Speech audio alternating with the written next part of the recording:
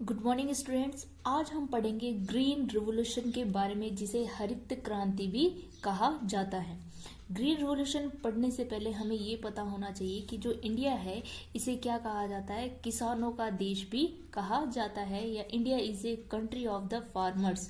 सो यहाँ पर क्या होता है कि 33% ऑफ द जीडीपी है वो किस पर डिपेंड करती है, खेती पर डिपेंड करती है। वहीं एक तरफ 62% ऑफ द जो एम्प्लॉयमेंट होता है वो भी किस पे डिपेंड करता है, खेती पर डिपेंड करता है, जिसके कारण इसे क्या कहा जाता है, जो इंडिया है उसे किसानों का देश भी कहा जाता है। फिर बात आती है कि जब आज़ादी के समय मतलब सेकेंड वर्ल्ड वॉर के दौरान जो इंडिया की पॉपुलेशन है इसमें ग्रोथ के कारण क्या किया गया था कि ग्रोथ के कारण यहाँ फूड रिलेटेड प्रॉब्लम्स है, खाद्य संबंधी समस्याएं हैं, उन्हें देखा गया। और इन समस्याओं के कारण यहाँ पर क्या था कि अकाल की कंडीशन है वो देखी गई। अब इन अकाल संबंधी मतलब फूड रिलेटेड जो प्रॉब्लम्स है इन्हें कंट्रोल करने के लिए कुछ मेजर स्टेप, यानी इसको कंट्रोल करने के लिए साइंटिस्ट के थ्रू, विभिन्न साइंटिस्ट के थ्रू या वैज्ञानिकों के द्वारा कुछ मेजर स्टेप्स है वो लिए गए। जो किस लिए लिए गए कि इन फूड रिलेटेड प्रॉब्लम्स को कंट्रोल करते हुए कुछ इम्प्रूव वैरायटी तैयार की जाना, जिसके द्वारा क्या किया जा सके कि यहाँ पर फूड से रिलेटेड जो कमी है उसकी भरपाई की जा सके, या फिर इम्प्रूव वैरायटी के द्वारा कम समय पर ज़्यादा से ज़्यादा जो वैरायटीज है फूड ग्रेन्स है वो हाई प्रोडक्टिविटी में प्राप्त किया जा सके। इस प्रोसीजर को यहाँ पर क्या कहा गया था, ग्रीन रिवॉल्यूशन कहा गया था। फिर आगे देखते हैं कि जो ग्रीन रिवॉल्यूशन है इसको स्टार्ट किया गया था 1960 के अंतर्गत। जो ग्रीन रिवॉल्यूशन है इसकी स्टार्टिंग की गई थी। उसके बाद में देखा गया कि जो ग्रीन रिवॉल्यूशन टर्म है वो सबसे पहले firstly the term of the green revolution given by William guard. जो विलियम गार्ड है इन्होंने सबसे पहले ग्रीन रिवॉल्यूशन की जो टर्म है वो दी थी। फिर देखा गया कि ग्रीन रिवॉल्यूशन है 1943 मतलब 1943 में जब इंडिया में अकाल पड़ा था तो उस दौरान इसे क्या कहा गया था, बंगाल अकाल भी कहा गया था। मतलब कि बंगाल के समान इंडिया में भी क्या पड़ा था, अकाल पड़ा था। और उस दौरान अकाल के दौरान क्या हुआ था कि यहाँ पर 4 मिलियन तक जो लोग हैं, जो यहाँ पर 4 मिलियन तक लोग हैं वो फूड की भारी मात्रा में गिरावट के कारण, मतलब कि जो फूड में कमी के कारण या अकाल की कंडीशन के कारण उनकी क्या हो गई थी, मृत्यु या डेथ हो गई थी। और इस गिरावट के कारण क्या कहा गया था, इसे बंगाल का अकाल भी कहा गया था। इसके बाद में देखते हैं कि जो 1947 की बात है कि 1947 के अंदर क्या हुआ था कि जो इंडिया है वो एक तरीके से हम कह सकते हैं यहाँ पर इंडिपेंडेंट कंट्री हो चुका था। बट लेकिन फिर भी क्या था कि यहाँ पर आर्थिक रूप से मतलब इकोनॉमिक रूप से इसकी जो आर्थिक जो स्थिति थी वो कैसी थी, बहुत ही खराब थी। जिसके कारण आर्थिक स्थिति खराब होने के कारण क्या था कि यहाँ पर प्रति व्यक्ति की जो आय थी बहुत कम थी। और प्रति व्यक्ति की आय कम होने के कारण मतलब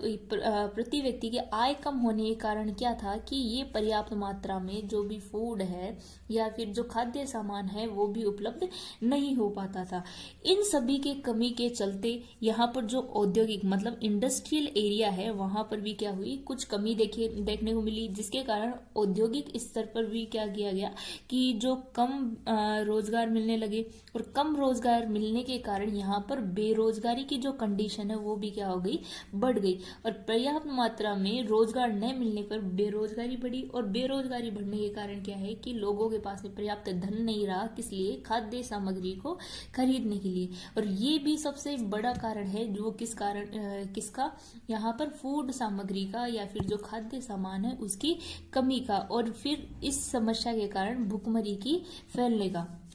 इंडिया के अंदर क्या था कि जनरली जो इंडिया है इस अकाल के दौरान क्या करता था कि इंडिया के पास में पर्याप्त मात्रा में क्या नहीं था, फूड नहीं था, खाद्यान्न नहीं था। तो ये क्या थी कि इंडिया के लिए एक सबसे बड़ी चुनौती थी। तो इंडिया क्या करता था कि बाहरी जो कंट्रीज है, जो बाहरी देश है, वहां से जो फूड ग्रेन्स है वहां से क्या करता था, आयात करने का या फिर इम्पोर्ट करने का काम करता था। अब इस आयात के दौरान क्या था कि इंडिया को इसकी भारी कीमत चुकानी पड़ती थी, जिसके कारण क्या था, जो पुअर जो लोग हैं वो तो क्या नहीं कर पाते थे, इजीली इसको नहीं खरीद पाते थे, लेकिन रिच जो लोग थे वो सभी क्या कर सकते थे, इन्हें जो बाहर से इन सामान का या फिर जो भी खाद्य सामग्री है उसको ले सकते थे। तो इसके लिए ग्रीन रिवॉल्यूशन के अंतर्गत साइंटिस्ट के थ्रू कुछ कंट्रोल किए गए, मतलब कुछ नियंत्रण के लिए कुछ मेजर स्टेप उठाए गए, और इन मेजर स्टेप के अंतर्गत कुछ इम्प्रूवमेंट वैरायटीज तैयार की गई। और ये जो इम्प्रूवमेंट वैरायटीज यहाँ पर तैयार की गई थी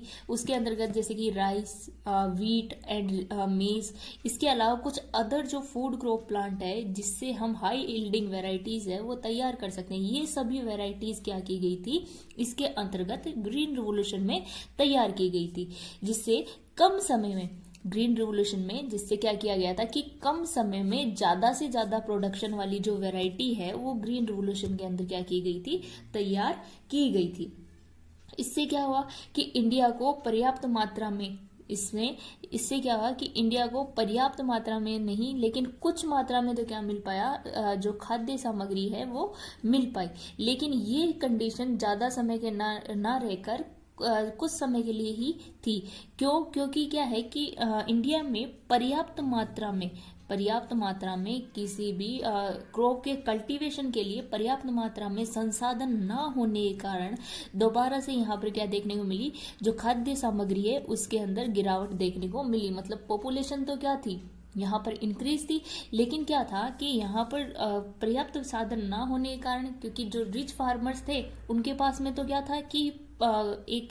सफिशिएंट अमाउंट के अंदर एक सफिशिएंटली क्या था कि यहाँ पर पर्याप्त साधन थे। किस लिए, यहाँ पर जो भी क्रॉप्स के कल्टीवेशन के लिए या फिर उनके लिए जो भी इक्विपमेंट्स संसाधन भी चाहिए थे, जो भी फर्टिलाइजर्स वगैरह चाहिए थे वो सभी उपलब्ध थे। लेकिन जो पुअर फार्मर्स थे उनके पास में इस प्रकार की कोई भी सुविधा नहीं थी, जिस कारण ये क्या था, यहाँ पर जो फूड या फिर जो खाद्य सामान है उसके अंदर वापस से जो कमी है वो देखने को मिली। और इस खाद्य सामग्री में कमी के कारण यहाँ पर क्या हुआ, भुखमरी की कंडीशन देखने को मिली। तो इसके दौरान देखा गया कि जो ये ग्रीन रिवॉल्यूशन की जो कंडीशन है ये पर्याप्त मात्रा में सफलता नहीं हासिल कर सकी। तो इसलिए क्या किया गया था, यहाँ पर ग्रीन रिवॉल्यूशन को ही न्यू टेक्निक्स के थ्रू डेवलप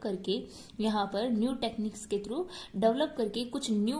जो इसके अंदर टेक्निकल वेराइटीज तैयार की गई। और यहाँ पर क्या किया गया था, जो फार्मर्स थे, पुअर फार्मर्स, रिच फार्मर्स, सभी को यहाँ पर क्या किया गया था कि chemical fertilizer, pesticides and fungicides, जितने भी यानी जो भी केमिकल्स है, न्यूट्रिएंट्स है, ये सभी क्या करवाए गए थे, प्रोवाइड करवाए गए थे। मतलब क्योंकि यानी अगर कोई फार्मर कोई कम अमाउंट में भी अगर कोई प्रोडक्टिविटी जो क्रॉप है उसको कल्टीवेट करवा रहा है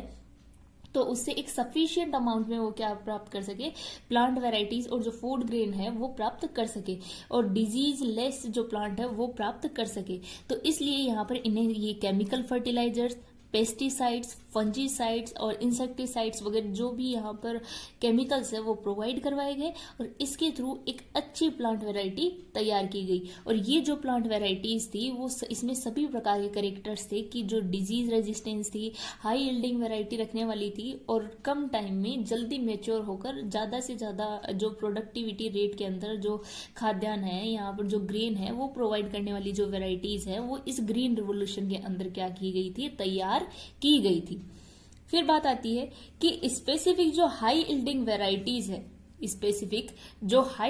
वेराइटीज है इनको तैयार करने के लिए क्या किया गया था ग्रीन रिवॉल्यूशन के अंदर। तो in specific high yielding varieties को तैयार करने के लिए सबसे पहले जैसे कि हमने बात की है कि जो इंडिया है अच्छी वेराइटीज को क्या करता था, बाहरी कंट्री से जैसे कि अमेरिका, ऑस्ट्रेलिया, मैक्सिको, वहां से क्या करता था, ये इंडिया जो फूड ग्रेन है वो मंगवाने का काम करता था।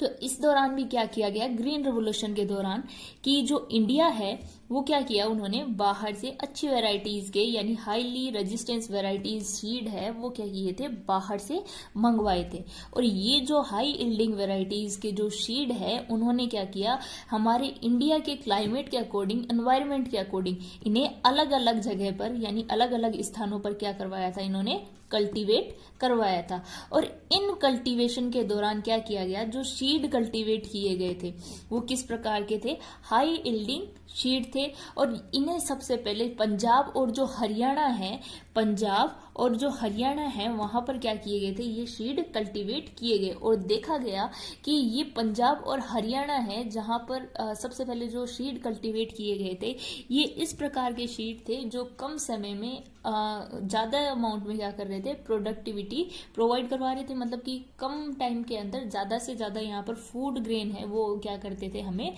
प्रोवाइड करवाते थे। और अच्छी क्वालिटी के डिजीज रेजिस्टेंस जो सीड है, यहाँ से फूड ग्रेन्स है वो यहाँ पर क्या किए गए थे, प्राप्त किए। क्या हुआ, यहाँ पर अच्छी वैरायटीज के जो फूड ग्रेन है वो यहाँ पर प्राप्त किए गए थे। अब बात करते हैं हम यहाँ पर कि आगे क्या किया गया कि ग्रीन रिवोल्यूशन हमें कहाँ पर पढ़ना है, इंडिया में पढ़ना है। तो मतलब ग्रीन रिवोल्यूशन इन इंडिया। तो ग्रीन रिवोल्यूशन को इंडिया में पढ़ने के लिए सबसे हमें पता होना चाहिए कि ग्रीन रिवोल्यूशन को हमारी कंट्री में लाने के लिए किन साइंटिस्ट का, हमने कहा कि बहुत से साइंटिस्ट है जो ग्रीन रिवोल्यूशन के अंतर्गत काम किया था, उन्होंने बहुत ही योगदान दिया था। तो उसके लिए यहाँ पर जो ग्रीन रिवोल्यूशन में दो मेन साइंटिस्ट है, फादर ऑफ ग्रीन रिवोल्यूशन वो है एन बोरलॉन्ग। जो एन बोरलॉन्ग है ये कौन है, father of the green revolution है। और अगर हम बात करें Indian father of the green revolution कौन है, तो Indian father of the green revolution है वो है MS स्वामीनाथन, जिन्होंने ग्रीन रिवोल्यूशन में बहुत ही महत्वपूर्ण योगदान दिया था। आगे देखते हैं कि जो ये योगदान दिया है इन्होंने किस प्रकार से दिया, कि जो इंडिया के अंदर जब ग्रीन रिवोल्यूशन के दौरान ऑस्ट्रेलिया और मेक्सिको से क्या की गई थी, कुछ वीट की बेस्ट वेराइटीज है वो मंगवाई गई थी। और ये वीट की ड्वार्फ वेराइटीज को यहाँ पर क्या करवाया गया था, वेरियस टेक्नोलॉजी के थ्रू यहाँ पर क्या किया गया था, वीट की वेराइटी को कल्टीवेट करवाया गया था, जहां पर हाइब्रिडाइजेशन टेक्निक्स के थ्रू यहाँ पर दो वेराइटीज का हाइब्रिडाइजेशन करवाकर एक बेस्ट वेराइटी है वो क्या किया गया था, यहाँ पर तैयार किया गया था। और ये जो वेराइटीज तैयार की गई थी उसके अंदर थी लर्मा 64 एंड सोनारा। जो वेराइटीज है वो किसकी तैयार की गई थी, यहाँ पर वीट की वेराइटी तैयार की गई थी। और ये हाइब्रिडाइजेशन के थ्रू न्यू वेराइटीज है वो यहाँ पर डेवलप की गई थी। तो इसके अंदर जो इंडिया में ग्रीन रिवोल्यूशन है उसमें ये देखा गया कि इसके थ्रू जो कम टाइम में ज्यादा से ज्यादा वेराइटीज और डिजीज रेजिस्टेंस वेराइटीज है और बेस्ट जो क्वालिटी की वेराइटीज है वो क्या की गई थी, यहाँ पर डेवलप की गई थी। फिर बाद में हम अगर एग्जांपल ले कि ग्रीन रिवोल्यूशन के अंदर कौन कौन सी वेराइटीज है जो वीट की कल्टीवेट की गई थी, वो है कल्याण सोना, Sonalika, RJ 911, PB11 and KML 7405 ETC। ये सारी ग्रीन रिवोल्यूशन के दौरान कल्टीवेट की जाने वाली क्या है, वेराइटीज है जो किसमें कल्टीवेट की गई थी, ग्रीन रिवोल्यूशन की कंडीशन के दौरान कल्टीवेट की गई थी। अगर हम किसी अदर फूड ग्रेन की एग्जांपल ले तो यहाँ पर है राइस। तो राइस क्या है, इसके अंदर भी कुछ एग्जांपल है, जया, पद्मा, CNM6 ETC। ये जो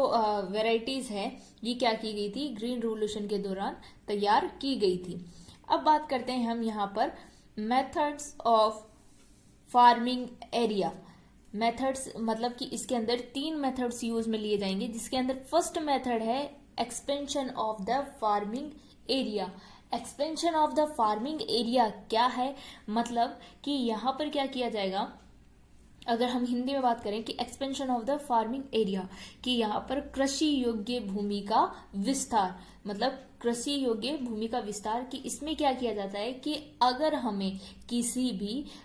फूड ग्रेन की प्रोडक्टिविटी को क्या करना है, इंक्रीज करना है, किसी भी फूड क्रॉप की जो ग्रेन है उसकी प्रोडक्टिविटी को क्या करना है, इंक्रीज करना है, तो उस प्रोडक्टिविटी को इंक्रीज करने के लिए हमें क्या करना पड़ेगा, जो हमारा फार्मिंग एरिया है, जो खेत वाला जो एरिया है उससे उसका एक्सपेंशन करना पड़ेगा, विस्तार करना पड़ेगा। जिससे क्या है कि फार्मिंग एरिया में एक्सपेंशन होने से अधिक जो प्रोडक्टिव वेराइटीज है वो यहाँ पर क्या की जा सकती है, तैयार की जा सकती है। और इनका मुख्य जो एम है वो यही है कि यहाँ पर क्या किया जाना, हाई वेराइटी,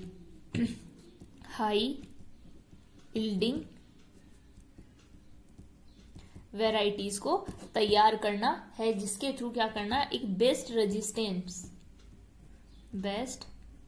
रेजिस्टेंस वेराइटीज है वो तैयार करना है। मतलब कि यहाँ पर क्या किया जा सकता है कि जो भी आवश्यक यानी नेसेसरी या असेंशियल टाइप की जो क्रॉप है उसे प्रति हेक्टेयर प्रोडक्टिविटी की जो रेट है उसको बढ़ाकर, और उसे बढ़ाकर क्या करना, ज्यादा प्रोडक्टिविटी की रेट के अंदर यहाँ पर फूड ग्रेन को यानी जो खाद्य सामग्री है उसे प्राप्त करना ही क्या कहलाता है, यहाँ पर expansion of the farming area कहलाता है। ये तो हमारा हुआ फर्स्ट मेथड। अब देखते हैं हम यहाँ पर सेकंड मेथड जो है taking more than one crop in then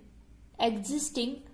for land per year. मतलब कि कृषि, यहाँ पर इसका मतलब होगा कि एक ही कृषिगत भूमि क्षेत्र में एक वर्ष में एक से ज्यादा बार फसल का प्राप्त करना या क्रॉप का प्राप्त किया जाना। तो इसके अंदर क्या किया जाता है कि ये एक ऐसा मेथड है ग्रीन रिवोल्यूशन का, जिसके अंतर्गत अगर हम क्या करते हैं कि हमें ज्यादा प्रोडक्टिविटी में अगर कोई प्लांट वेराइटीज या फूड ग्रेन चाहिए तो यहाँ पर क्या किया जाएगा, एक ही साल में एक से ज्यादा जो क्रॉप वेराइटीज हैं उन्हें क्या करवाया जाना चाहिए, यहाँ पर कल्टीवेट करवाया जाना चाहिए। और इन कल्टीवेशन के लिए ये जो कल्टीवेट करवा रहे हैं यहाँ पर कल्टीवेट करवाया जाना चाहिए, और यहाँ पर इस कल्टीवेशन के लिए सफिशिएंट अमाउंट में वाटर, फर्टिलाइजर्स और न्यूट्रिएंट्स होते हैं वो यहाँ पर क्या होने चाहिए, अवेलेबल होने चाहिए। और ये सभी जो न्यूट्रिएंट्स है वो अवेलेबल हो तो यहाँ पर क्या किए जा सकते हैं, इजीली एक ईयर के अंदर एक से ज्यादा बार जो क्रॉप्स है उन्हें कल्टीवेट करवाया जा सकता है, जिससे क्या होगा कि हमें कम समय में ज्यादा से ज्यादा जो फूड ग्रेन्स है यानी जो खाद्य सामग्री है वो हमें यहाँ पर क्या मिल सकती है।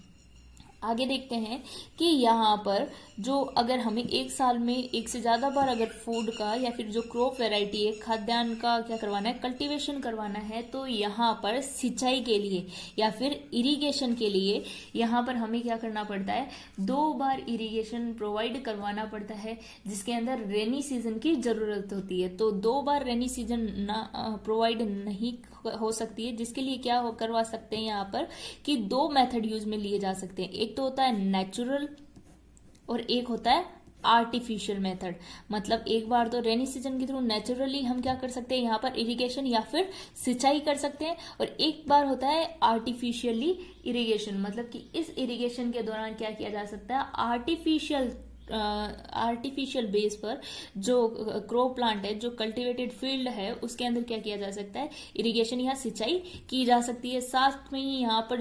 ये जो इरिगेशन है उसके थ्रू क्या की जा सकती है, जो प्रोडक्टिविटी रेट होगी वो भी क्या की जा सकती है, यहाँ पर बढ़ाई जा सकती है, जिसके थ्रू क्या हो सकता है कि कम समय में ज्यादा बार हम क्या कर सकते हैं, एक से ज्यादा जो क्रॉप वेराइटीज है वो यहाँ पर तैयार कर सकते हैं। ये हो गया हमारा सेकंड मेथड किसका, ग्रीन रिवोल्यूशन का। फर्स्ट मेथड हमने देख लिया था expansion method of farming area, and second method है हमारा taking more than one crop in the existing farm land per year. अब आता है हमारा थर्ड मेथड जो है use of genetically improved seed. तो इसके अंदर क्या होता है कि अगर हमें हाई इल्डिंग वैरायटी को प्राप्त करने के लिए यहाँ पर क्या है, अगर हमें क्या चाहिए, हाई इल्डिंग जेनेटिकली इम्प्रूव्ड जो वैरायटी चाहिए, तो इसके लिए यहाँ पर हमें सबसे पहले क्या होना चाहिए कि यहाँ पर बेस्ट जेनेटिकली इम्प्रूव्ड सीड होना चाहिए। कि अगर हमें हाई इल्डिंग वैरायटी का अगर क्रॉप चाहिए तो यहाँ पर जेनेटिकली इम्प्रूव्ड जो सीड है वो यहाँ पर हमें चाहिए होता है। तो इसके लिए क्या है, जेनेटिकली इम्प्रूव्ड सीड चाहिए। तो सबसे पहले जो जेनेटिकली इम्प्रूव्ड सीड है इस टेक्निक के बारे में एन बोरलॉन्ग जो नॉर्मन बोरलॉन्ग साइंटिस्ट है उनके द्वारा ये बताया गया था या ये टेक्निक यूज में ली गई थी, जिसके द्वारा बेस्ट जेनेटिकली इम्प्रूव्ड सीड है वो तैयार किए गए थे। अब फिर बाद में इन्होंने देखा कि इसके अंदर क्या किया जाता है कि जो फर्टिलाइजर्स है कि कैसे पता चलेगा कि भाई जो सीड है ये जेनेटिकली इम्प्रूव्ड है या नहीं है। तो इन्होंने यहाँ पर एक्सपेरिमेंट्स के थ्रू पता लगाया कि अगर यहाँ पर क्या है कि कोई भी जो भी जेनेटिकली इम्प्रूव्ड सीड है उसके ऊपर अगर हम क्या करते हैं, किसी भी फर्टिलाइजर्स या फिर कोई भी पेस्टिसाइड वगैरह किसी का भी यूज करते हैं, तो वो क्या करता है, वो अपने ऊपर इफेक्ट जल्दी दर्शाता है या फिर जल्दी शो करता है। उसके ऊपर जो भी इफेक्ट होंगे वो जल्दी ही अपना इफेक्ट शो करेंगे, जिससे क्या पता लग सकता है भाई ये जेनेटिकली इम्प्रूव्ड सीड है। सेकेंड है survive in the dry condition, मतलब कि जो जेनेटिकली इम्प्रूव्ड सीड होगा ये अनफेवरेबल कंडीशन में भी क्या कर सकता है, सर्वाइव कर सकता है। मतलब अगर इसे ज्यादा ही ड्राई कंडीशन मिल रही है, ज्यादा टेम्परेचर पर ये सीड है, तो वहां पर भी क्या कर जाता है, ये सीड क्या कर सकता है, इजीली ड्राई कंडीशन में भी सरवाइव कर सकता है। ठीक है, फिर देखते हैं कि ये जो जेनेटिकली इम्प्रूव्ड सीड होता है इसका जो मैच्योरेशन का पीरियड होगा वो कैसा होगा, बहुत ही शॉर्ट होगा। और मैच्योरेशन पीरियड शॉर्ट होने के कारण क्या होगा, हम जो यहाँ पर बात करें बार बार कम टाइम में ज्यादा बार किसी क्रॉप का कल्टीवेशन करवाना या कम टाइम में ज्यादा से ज्यादा प्रोडक्टिव जो वेराइटीज है वो तैयार करना, तो वो किसके थ्रू किया जाता है, इस जेनेटिकली इम्प्रूव्ड सीड के थ्रू किया जा सकता है, जिसके अंदर शॉर्ट पीरियड में मेच्योर होने वाले सीड को यूज में लिया जाएगा और उससे कम टाइम के अंदर जल्दी से जल्दी जो फूड मटेरियल है या जो भी यहाँ पर बात करें हम जो खाद्य सामग्री है वो हम यहाँ पर क्या कर सकते हैं, प्राप्त कर सकते हैं। फिर लास्ट एंड फाइनल इसका एग्जाम्पल है कि इसमें कौन कौन सी जो वेराइटीज है वो जेनेटिकली इम्प्रूव्ड वेराइटीज है वो यहाँ पर तैयार की गई है, जिसके अंदर है सोनालिका, सोनारा 64, कल्याण सोना, ईटीसी। ये सभी जो वेराइटीज है वो किसके बेस पर तैयार की गई है, जेनेटिकली इम्प्रूव्ड सीड के बेस पर तैयार की गई है, जिसके थ्रू क्या किया जा सकता है, जल्दी से जल्दी बेस्ट क्वालिटी का जो या वेराइटी का जो सीड है वो यहाँ पर प्राप्त किया जा सकता है। और ये बेस्ट क्वालिटी का जो सीड है ये किसमें हेल्प करेगा हमारी, ये जो बेस्ट वेराइटीज या फिर कह सकते हैं हाई प्रोडक्टिविटी वाली जो वेराइटीज हम तैयार करेंगे, हाई यील्डिंग कैपेसिटी वाली वेराइटीज, उनके अंदर ये सीड क्या करते हैं, हेल्प करते हैं। अब बात करते हैं हम किसकी, कि result of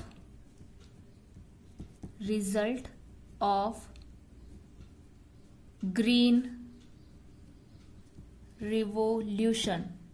result of green revolution की इससे क्या रिजल्ट प्राप्त होंगे हमें, या फिर हमें इसके लिए क्या क्या रिक्वायरमेंट्स है वो यहाँ पर चाहिए होगी अगर हमें एक बेस्ट वेराइटीज या फिर जो हाई यील्डिंग वेराइटीज हमें यहाँ पर चाहिए। तो सबसे पहले देखते हैं कि यहाँ पर इकोनॉमिक रिजल्ट के बेस पर देखें तो अगर यहाँ पर हाई यील्डिंग वेराइटी, अगर हमें हाई यील्डिंग वेराइटी यहाँ पर चाहिए तो इसके लिए एक सफिशिएंट अमाउंट में हमारे पास वाटर होना चाहिए, फर्टिलाइजर होने चाहिए, फंजीसाइड्स होने चाहिए,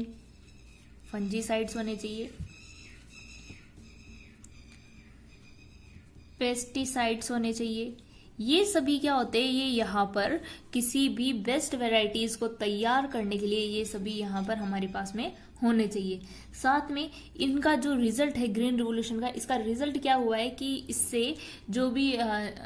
भी आर्थिक रूप से कमजोर थे, जो पुअर फार्मर्स थे, जो भी लोग थे, उनकी आर्थिक यानी जो इकोनॉमिक जो रेट है उसके अंदर भी क्या हुआ है, सुधार हुआ है। इकोनॉमिक यहाँ पर क्या हुआ है, सुधार हुआ है इकोनॉमिक रूप से। ठीक है, फिर आता है थर्ड, अगर हम देखें कि यहाँ पर पहले देखा जाता था कि जो ये खेती वाला जो काम था कि गरीब किसान करते थे, लेकिन अब क्या है कि अर्बन एरिया के अंदर भी जो ये खेती या एग्रीकल्चर से जो रिलेटेड वर्क है उसे एक प्रोफेशन के रूप में अपनाया जा रहा है कि इससे क्या है, एग्रीकल्चर का डेवलपमेंट हुआ है और इसे किस रूप में लिया जा रहा है कि प्रोफेशन के रूप में वर्क लिया जा रहा है। जो क्या कर रहे हैं, इसकी लोग आजकल स्टडी तक कर रहे हैं, इसके अंदर हम क्या ले रहे हैं कि various type of the diploma है वो भी हम किससे ले रहे हैं, इस एग्रीकल्चर से एक तरीके से मोटिव होकर कि ये क्या है, एक प्रोफेशन के रूप में डेवलप हो रहा है। इसलिए हम कहेंगे कि जो एग्रीकल्चर है ये क्या है, अर्बन एरिया में भी प्रोफेशन की फॉर्म में यूज हो रहा है। ठीक है, फिर आता है यहाँ पर 4 नंबर अगर हम देखें कि यहाँ पर कि नेक्स्ट रिजल्ट होगा कि जो सिंचाई के लिए पर्याप्त वाटर स्टोरेज के लिए यहाँ पर क्या किए जा रहे हैं, बांध बनाए जा रहे हैं। तो यहाँ पर वाटर रिलेटेड जो स्टोरेज है,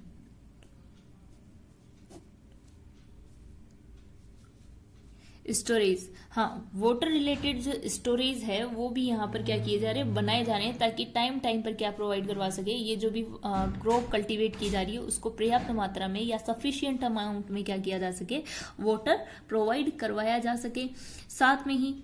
5 नंबर कि जो इंडस्ट्रियल एरिया है वहां पर भी क्या है कि इस ग्रीन रिवोल्यूशन के बढ़ने के कारण इंडस्ट्रियल एरिया में भी क्या है कि वहां पर जो रोजगार है उसकी बढ़ोतरी हुई है। साथ में जिसके कारण यह है कि रोजगार बढ़ने के कारण, ये जो ग्रीन रिवोल्यूशन के कारण लोगों में क्या है कि रोजगार की समस्या भी कम हुई है, क्योंकि लोगों को ग्रीन रिवोल्यूशन के कारण यहाँ पर क्या है कि जितने भी जैसे कि एक तरीके से प्रोफेशन के फॉर्म में एग्रीकल्चर को यूज ले रहे हैं, तो वहां पर क्या है कि श्रमिकों को जो भी रोजगार वाली कंडीशन है वहां पर रोजगार उपलब्ध करवाए जा रहे हैं। जितने भी एग्रीकल्चर से रिलेटेड जो वर्क है वो यहाँ पर रोजगार के रूप में प्रोवाइड करवाए जा रहे हैं। ठीक है, किसको, श्रमिकों को या फिर जो वर्कर्स है उन्हें। फिर आता है 6 नंबर कि अगर हम देखें कि पहले हमारा जो इंडिया था, जैसे हमने पहले बात की थी कि जो इंडिया था, जो इंडिया है पहले के टाइम पर क्या करता था कि बाहर की जो भी फॉरेन कंट्रीज है वहां से क्या करता था, जो फूड ग्रेन है उसे आयात करने का मतलब इंपोर्ट करने का काम किया करता था। लेकिन जब से कि यहाँ पर हमारे देश के अंदर एक पर्याप्त मात्रा में, मतलब पर्याप्त मात्रा से कुछ ज्यादा ही कहेंगे कि पर्याप्त मात्रा में ग्रीन रिवोल्यूशन है, उसका डेवलपमेंट हुआ है, उसकी हेल्प से यहाँ पर पर्याप्त मात्रा में हमें क्या मिल रहा है, जो फूड ग्रेन्स या खाद्य सामग्री मिल रही है। उसके कारण क्या है कि हमने बाहर से क्या करना बंद कर दिया, फूड ग्रेन्स का जो बाहरी कंट्रीज है, ऑस्ट्रेलिया, मैक्सिको वगैरह जो भी है, अमेरिका, वहां से हमने जो खाद्य सामग्री है या फूड जो मटेरियल है वो क्या करना बंद कर दिया है, इंपोर्ट करना बंद कर दिया है। और साथ में ही हमारे जो फूड ग्रेन्स है या जो फूड मटेरियल है, खाद्य सामग्री है, वो क्या किए जा रहे हैं, इंपोर्ट की जगह बाहरी जो कंट्रीज है वहां पर क्या की जा रही है, एक्सपोर्ट मतलब निर्यात की जा रही है। ये तो हो गया आयात और इंपोर्ट या एक्सपोर्ट। ठीक है, कि पहले तो क्या किया जा रहा था कि इंडिया से क्या करता था, जो फूड मटेरियल या खाद्य सामग्री है उसको क्या किया करता था, इंपोर्ट करता था, आयात करता था। लेकिन अब क्या किया जा रहा है, वहां से निर्यात आयात किया जाता था। और अब क्या किया जा रहा है कि हमारे जो देश के अंदर जो भी खाद्य सामग्री है जो कल्टीवेट की जा रही है उसे क्या किया जा रहा है, एक्सपोर्ट किया जा रहा है। बाहर की कंट्रियां भी हमारे देश से क्या कर रही है, जो फूड ग्रेन्स है उनको निर्यात या एक्सपोर्ट करने का काम कर रही है। ठीक है, अब आगे देखते हैं। ये तो थे कुछ कि इससे क्या हुई थी कि हमारे देश में एक तरीके से फूड ग्रेन का डेवलपमेंट देखा गया। साथ में इससे हमें ये भी एक बेनिफिट मिला कि हमारी कंट्रीज में ये जितनी भी बाहर से न्यू वैरायटीज मंगवाई गई थी उसके थ्रू जो हाइब्रिडाइजिंग वैरायटीज यहाँ तैयार की गई है उसके थ्रू कुछ न्यू वैरायटीज का भी डेवलपमेंट किया गया है, जो कि यहाँ पर हमें क्या प्रोवाइड करवाती, एक best yielding high yielding varieties है वो डेवलप करवाई गई है हाइब्रिडाइजेशन के थ्रू। और ये कल्टीवेशन में बहुत ही इंपॉर्टेंट रोल प्ले करती है, जो कि हाई प्रोडक्टिविटी रेट के अंदर हमें ग्रेन प्रोवाइड करवाती है। ठीक है, अब आगे देखते हैं हम लिमिटेशंस। इसके अंदर लिमिटेशन या सीमाएं अगर देखें कि इसका क्या प्रभाव पड़ा है, जो ग्रीन रिवोल्यूशन के अंतर्गत जो भी चेंजेस किए गए हैं उनका प्रभाव, जैसे कि फर्स्ट अगर हम देखें कि जो हम यहाँ पर हाई यील्डिंग वेराइटीज जो भी तैयार कर रहे हैं विभिन्न केमिकल्स, पेस्टिसाइड्स, इंसेक्टिसाइड्स के यूज के द्वारा जो भी यहाँ पर वेराइटीज तैयार की जा रही है, इस वेराइटीज के कारण क्या है, वाटर पॉल्यूशन से रिलेटेड यहाँ पर देखा गया है इफेक्ट पड़े हैं। साथ में जो सोइल एरोशन है, मृदा का क्षरण है, उसके कारण यहाँ पर उससे जुड़ी हुई कुछ प्रॉब्लम्स क्रिएट हुई है। और जैसे कि वाटर की कमी है, यानी ज्यादा इरिगेशन करने के कारण या फिर ज्यादा सिंचाई करने के कारण अधिक मात्रा में सिंचाई करने पर क्या है, जो वाटर की अमाउंट है, मतलब जो वाटर का लेवल है वो भी क्या है, धीरे धीरे क्या हो रहा है, कम हो रहा है। तो इससे रिलेटेड यहाँ पर कुछ प्रॉब्लम्स है वो देखने को मिली है। मतलब ज्यादा बार अगर केमिकल्स या फर्टिलाइजर्स का यहाँ पर यूज किया जाएगा तो जो भी सॉइल के अंदर माइक्रो ऑर्गेनिज्म है, इन पर क्या होता है, बुरा इफेक्ट पड़ता है या एडवर्स इफेक्ट पड़ेगा। मतलब कि यहाँ पर अगर केमिकल्स का यूज करते हैं तो इन केमिकल्स एक बार के लिए तो क्या कर देते हैं, यहाँ पर एक बार के लिए तो ये हमारी क्रॉप की जो यील्डिंग वैरायटी है या फिर प्रोडक्टिविटी को बढ़ा देते हैं, लेकिन बाद में क्या करते हैं कि जिस समय इनका जो इफेक्ट देखने को मिलता है कि सॉइल के अंदर जो माइक्रो ऑर्गेनिज्म है, नेचुरल जो फर्टिलाइजर्स है, ये उनको हार्म पहुंचाते हैं, मतलब नुकसान पहुंचाते हैं। और इसका क्या पड़ेगा, बुरा प्रभाव या फिर बैड इफेक्ट क्या पड़ता है, इनके ऊपर पड़ता है, जो कि एक इसका बात करें हम, ये एक इसका क्या है, हार्मफुल इफेक्ट है। फिर अगर हम नेक्स्ट देखें कि इसके द्वारा जो सॉइल की पीएच है, जो कि सॉइल की पीएच का जो लेवल है उसके ऊपर भी बैड इफेक्ट या फिर बुरा प्रभाव पड़ता है। साथ में ही जैसे कि नेक्स्ट पॉइंट अगर देखें कि लिमिटेशन के अंदर ही कि जो इसके अंदर ग्रीन रिवोल्यूशन के दौरान जो भी एक्सपेरिमेंट्स किए गए हैं उसके अंदर water and soil related problems, soil related जो प्रॉब्लम्स है वो भी क्या की गई है, इनके थ्रू क्रिएट की गई है। डिफरेंट टाइप ऑफ द जो फर्टिलाइजर्स है वो यहाँ पर यूज करने के कारण। फिर नेक्स्ट पॉइंट आता है कि इसमें जो ग्रीन रिवोल्यूशन है, वैसे तो ठीक है कि हाँ भाई इसने कुछ हद तक क्या किया है, यहाँ पर हमारे देश के अंदर जो ग्रेन की प्रोडक्टिविटी है उसको बढ़ाया है, लेकिन 100% तक ये सही नहीं माना गया है। ठीक है, और ये क्या है कि ग्रीन रिवोल्यूशन ने अलग अलग, अगर हम देखें कि ग्रीन रिवोल्यूशन है, इसने क्या किया है कि अलग अलग जो टेक्निक्स हमें जो प्रोवाइड करवाई है, उसके कारण क्या है कि हमारे जो इंडियन फार्मर्स है उनकी जॉब को क्या कर दिया है, डिस्प्लेस कर दिया है। मतलब उनकी जो जॉब थी वो भी क्या हो चुकी है, डिस्प्लेस हो चुकी है। मतलब कि आज अगर हम देखें कि हमारा कंट्री है वो इतना डेवलप कर चुका है कि वहां पर कि जो फार्मर्स खेतों में काम किया करते थे, मतलब जो श्रमिक है, जो भी वर्कर्स थे जो कि एग्रीकल्चर से रिलेटेड काम किया करते थे, वो क्या है कि अब उन जैसे कि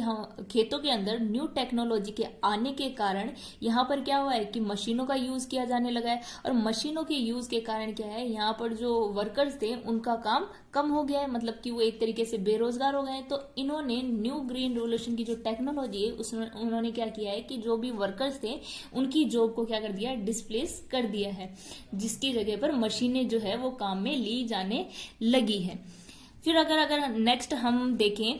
कि आज भी इंडिया में कई राज्य हैं, हम कह रहे हैं कि भाई ग्रीन रिवोल्यूशन है, उसने कंप्लीटली क्या कर दिया है, फूड से रिलेटेड प्रॉब्लम का सॉल्यूशन कर दिया है। लेकिन फिर भी अगर हम देखें कि आज भी इंडिया के अंदर बहुत सी जगह है, बहुत से राज्य हैं जहां पर अकाल जैसी कंडीशन देखी जा रही है, जहां पर अगर हम बात करें कि वहां पर क्या है कि जो लोग हैं, पुअर जो फार्मर्स थे, वो इन सभी टेक्नोलॉजी का यूज नहीं कर पाए हैं, क्योंकि उनके पास पर्याप्त मात्रा में संसाधन नहीं है कि वो न्यू टेक्नोलॉजी का यूज कर सके। और वहां पर आज भी अकाल की समस्याएं देखने को मिलती है, जो कि पिछड़े वर्ग है के राज्य हैं, वहां पर क्या है कि ये अकाल की समस्याएं देखने को मिलती है। तो हम यहाँ पर यह नहीं कह सकते हैं कि जो ग्रीन रिवोल्यूशन है ये 100% तक सही है।